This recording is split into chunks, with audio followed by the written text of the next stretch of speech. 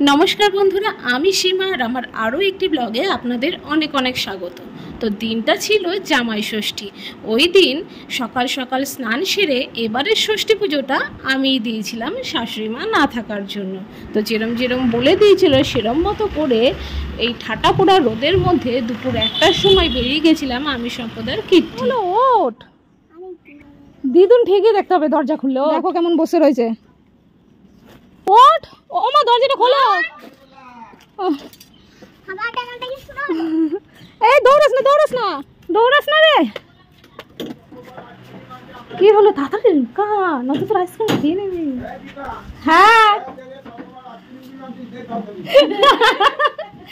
যা, তুই বলে দিয়েছিস, তাহলে তো আমার দাদুকে দিতেই হবে। কি রে, ও মা আইসক্রিমগুলো ঢুকি দাও। একটার মধ্যে আছে, আর দুটো বাটার মিল্ক আছে। ওই বাটার মিল্ক দুটো নর্মাল ফ্রিজে রাখো, আর আইসক্রিমগুলো ডিপ ফ্রিজে রাখো। এই দাঁড়াও, এখন না তুমি রাখো, প্লিজ রাখো। এই রসগোল্লা ওই যে আমার বাবা বলছে আইসক্রিম আনছে চকোবার। ও বাবা, ঘরে থাকতে পারলো না কি?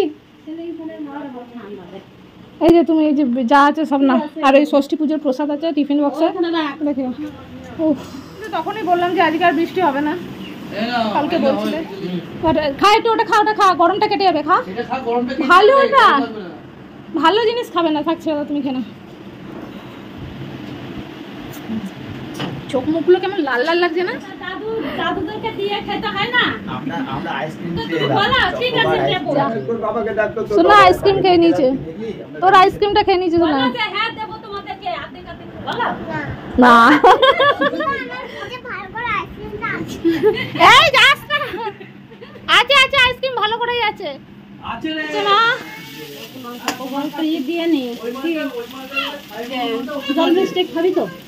দেখি এখন 1টা বাজে, এখন আর কি খাবো। দেখি সবাইকে জিজ্ঞেস করি। আনলো কিছু করবে না, খাবে না মনে হয়। আমরা যেহেতু সকালবেলা এবছর যেতে পারিনি, তাই দুপুরে গিয়ে একবারে দুপুরে খাবার খেতে বসে গেছিলাম। তো মা দেখলাম মোটামুটি অনেক কিছুই করেছে, তো সাজিয়ে গুছিয়ে দিয়েছে। ছিল ডাল, ছিল মাছের ঝোল, ছিল খাসির মাংস, দই, মিষ্টি আর 5 রকমের ভাজা তো ছিল, আলফানসো মিষ্টি। হ্যাঁ এই যে ভগবানের এই রসগোল্লাটা নাম দিয়েছে আলফানসো। খেয়ে এবার দেখতে হবে কেন যে আলফানসো, আমার মনে নেই। কে জানে, আমি তো জানি না। আলফানসো আম জানি, কোথায় পাওয়া যায় অত জানি না। যাও, স্লাইস তোমার আলফানসো দিয়ে তৈরি করছে। যাই হোক, এত রকমের ভাজা দেখি আগে ভাবছে কোনটা তুলবে। আলু ভাজা তো তোমার প্রিয়, আলু ভাজা তো খাও।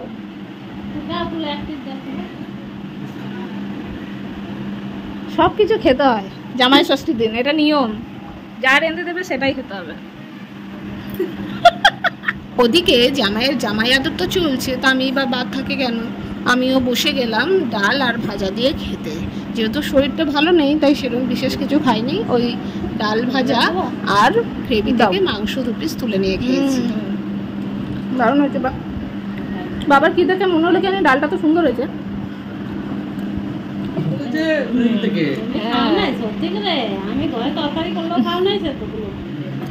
সবাই মিলে এরকম ভাবে কমপ্লেন করাটা ঠিক না। সম্পদ বিরাট চালাক, যেই আমি ওকে বললে পেঁপে খাই না, এখন আমাকে পেঁপে খাওয়ানো হচ্ছে।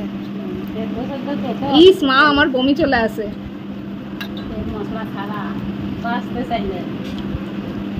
তাই করতে হবে মনে হচ্ছে।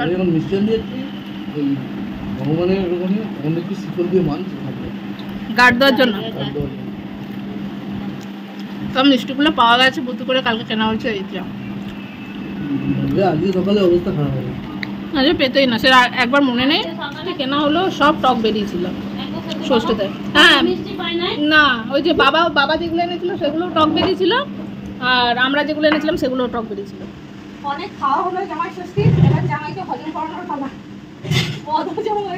দেখো কোল্ড ড্রিঙ্কস ঢালছে, দেখো ঢালতেও পারে না।